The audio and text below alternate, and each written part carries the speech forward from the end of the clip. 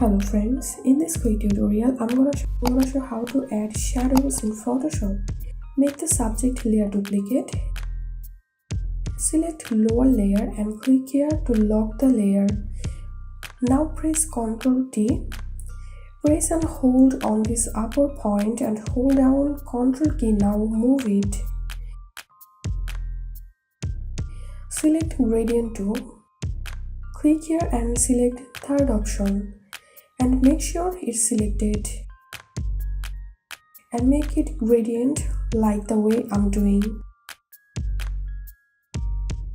Now unlock this layer, go to filter, blur, Gaussian blur, give feather from here.